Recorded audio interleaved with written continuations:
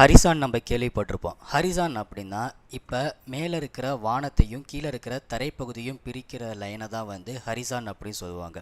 ஹரிசானில் பார்த்தீங்கன்னா 3 டைப் இருக்குது. ஃபஸ்ட்டு வந்து அப்பேரண்ட் ஹரிசான், அப்புறம் ட்ரூ ஹரிசான், அதுக்கப்புறம் சி ஹரிசான். அப்பேரண்ட் ஹரிசான் அப்படிங்கிறது மேலே இருக்கிற வானத்தையும் கீழே இருக்கிற தரைப்பகுதியில் பார்த்தீங்கன்னா மரம், மலைகள் அந்த மாதிரி நிறைய அப்டக்கிள்ஸ் வந்து இருக்கும். இந்த அப்டக்கிள்ஸோட மேலே இருக்கிற வானத்தை பிரிக்கிற லைனை தான் வந்து அப்பேரண்ட் ஹரிசான் அப்படி சொல்லுவாங்க. அதே ட்ரூ ஹரிசானை எடுத்துக்கிட்டிங்க அப்படின்னா அந்த அப்டக்கிள்ஸ் இல்லாமல் இருக்கிற லைனை தான் வந்து ட்ரூ ஹரிசான்னு சொல்லுவாங்க.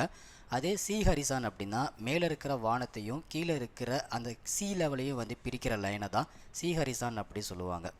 இப்போ கடலில் ஒருத்தங்க வந்து ட்ராவல் பண்ணுறாங்க அப்படின்னா அவங்க தான் எந்த இடத்துல இருக்கோம் அப்படிங்கிறத வந்து இந்த ஹரிசானை வச்சு தான் வந்து கண்டுபிடிப்பாங்க.